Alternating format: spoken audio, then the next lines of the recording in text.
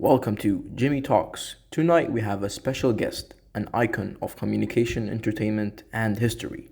Please give a warm welcome to the radio. Thank you. Thank you very much, Jimmy. I've been waiting decades for this kind of attention again. Well, you deserve it. Let's dive in straight away. You've been a part of our lives for over a century. Tell us, where did your story begin? It all started in 1896 when Guglielmo Marconi sent the first wireless transmission signal across a distance of over a mile. Using radio waves, he sent messages without wires, revolutionizing communication. Imagine a world where messages no longer needed wires. Mind blowing, right? Then in 1901, he successfully transmitted signals across the Atlantic Ocean. Amazing. You were like the internet of the 1900s. Exactly. By 1922, the first commercial station, KDKA, which was found in Pittsburgh, Pennsylvania, was up and running. I really took off at that moment. I was everywhere, in homes, broadcasting news, music, and more. You also played a huge role in critical moments, didn't you?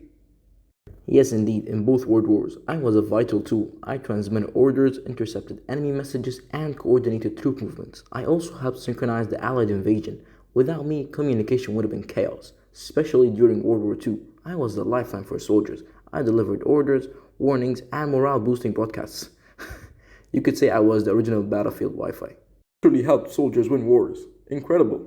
And what about civilians? I kept families informed about the war's progress, delivering speeches like Winston Churchill's inspiring broadcasts. I also spread morale boosting music and news to keep spirits high.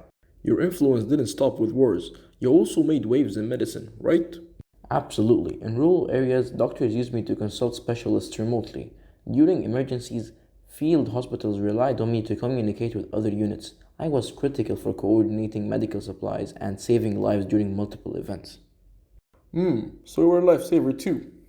Yeah, and in peacetime, I connected families together. Every evening, people would gather to hear news, stories, and music. I was their connection to the world, especially during tough times like the Great Depression.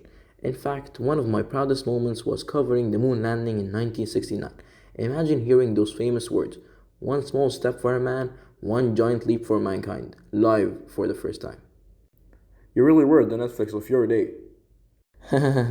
Exactly, except I didn't buffer or needed a subscription. But let's face it, radio. Today you're competing with smartphones and smart speakers. How do you stay relevant? Some even say you've been overshadowed by the new generation. Sure, I'm not as shiny as a smartphone, but guess what? When the power is out, the Wi Fi is down, or there is an emergency, I'm still here. During critical emergencies like hurricanes, tornadoes, and even during COVID 19, I've broadcasted.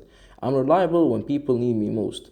I'm the one delivering the life saving updates. And guess what? I've gone digital too: podcasts, online radio stations, and satellite broadcasts. I'm everywhere. True, you've proven your worth time and time again. Exactly. Whether on the airwaves or the internet, I'm still delivering news, music, and emergency alerts. I may be old, but I'm timeless. Radio, it's been an honor to hear your story. You've shaped history, saved lives, and entertained billions.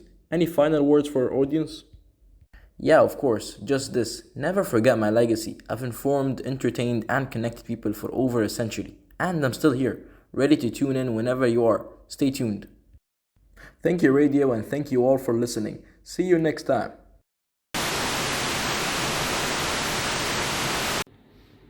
This is gonna be trouble. Boss, what are we gonna do? It's time we remind the world why they stopped listening to him in the first place.